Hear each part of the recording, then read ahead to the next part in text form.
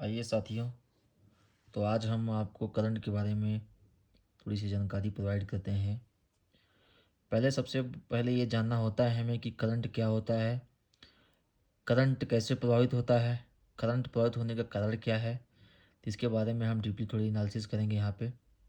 जैसे करंट हमारा होता है आई बराबर क्यू बट्टा में टी।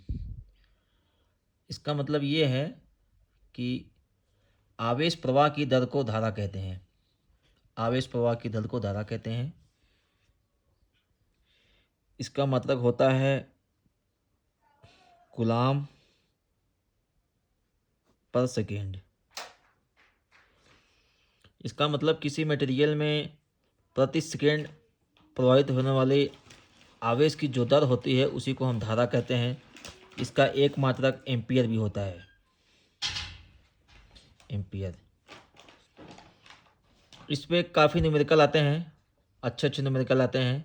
इसमें एक चीज़ आपको और ध्यान देनी है कि जो हमारा कभी कभी क्वेश्चन में क्यू का मान कूलाम में न देकर वहाँ पे एन का मान दिया रहता है, इलेक्ट्रॉनों की संख्या, इलेक्ट्रॉनों की संख्या और इलेक्ट्रॉन पे कितना आवेश होता है वो दिया होता है। हमें पता है इलेक्ट्रॉन पे आवेश होता है -1.6 इंटू 10⁻⁻19 कूलाम। ठीक है साथियों, तो यहाँ पे अगर हम फार्मूला लगाएंगे, क्यू का मान रखेंगे तो आई बराबर क्यू बाई टी होता है, जैसा हम जानते हैं। तो यहाँ क्यू का मान रखेंगे, क्यू बराबर एन होता है। इसको भी आप रख लें, अच्छे तरीके से याद कर लें। इस पर काफ़ी बड़े बड़े न्यूमेरिकल आते हैं, अच्छे। तो इस पर हम अगर जो हमें एन का मान दिया होता है, जो संख्या दी होती है वो हमें क्वेश्चन में दिया रहेगा, ई का मान भी दिया रहेगा और टी का मान दिया रहेगा, तो हम धारा का मान निकाल लेंगे आसानी से। जैसे हमें मान लीजिए कोई क्वेश्चन दिया है, एक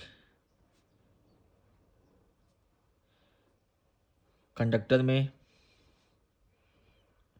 4 इलेक्ट्रॉन 3 सेकेंड तक प्रवाहित होते हैं, तो धारा का मान बताइए। तो हमें पता है, हम सबसे पहले लिखेंगे एन बराबर 4 दिया हुआ है, टी बराबर 3 सेकेंड दिया हुआ है। ई का मान हमें याद रखना होगा, ई बराबर 1 पॉइंट, जैसे मैंने पहले ही बताया 1.-19 कूलाम होता है इसका।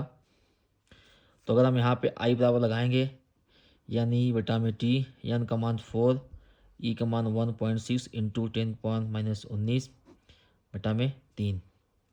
ठीक है साथियों, तो इसको देखेंगे यहाँ पे 6.4 आ जाएगा इंटू 10⁻⁻19 बटा में 3। ये आप करेंगे तो 2.11 इंटू 10⁻⁻, इतना ये एम्पियर की धारा यहाँ पे प्रवाहित होगी। ये हमारा आंसर हो जाएगा।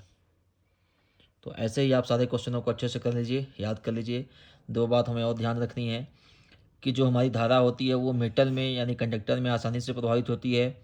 इंसुलेटर में लगभग धारा का मान 0 होता है, मतलब उसमें कोई भी धारा प्रवाहित नहीं हो सकती क्योंकि उसमें इलेक्ट्रॉनों की संख्या 0 होती है।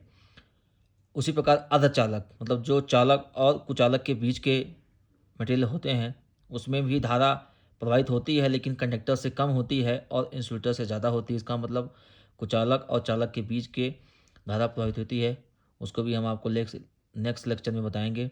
आप इसको अच्छे से पहले देख लें। ये आई बराबर क्यू बाई टी होता है, इसका मात्रक एम्पियर। इलेक्ट्रॉन संख्या आपको दिया रहेगा, ई इलेक्ट्रॉन पे कितना आवेश होता है ये आपको याद रखना है, -1.6 इंटू 10⁻⁻⁻ कूलाम। और कभी कभी आपको क्यू का मान न दे के एन ई का मान दिया जाएगा, तो हमें याद रखना है क्यू बराबर एन ई होता है। तो हम फार्मूला लगाएंगे आई बराबर क्यू बराबर एन ई अपन टी। तो इस फार्मूला से हम लगा लेंगे, हमें इसकी यूनिट याद रखनी है। करंट का मात्रक कूलाम प्रति सेकेंड या एम्पियर होता है। ठीक है, इसको आप अच्छे से देखें, इसको सॉल्व करें। ये बहुत ही बेसिक फार्मूला है, बेसिक क्वेश्चन है। ये हर एक टी2 के एग्ज़ाम में, यहाँ तक कि जेई के एग्ज़ाम में भी कभी कभी ये पूछता है। तो ठीक है, आज के लेक्चर में इतना ही। फिर हम मिलते हैं आपको नेक्स्ट लेक्चर में। नेक्स्ट लेक्चर में हम आपको रेजिस्टेंस के बारे में, प्रेरित प्रतिरोध के बारे में बताएंगे।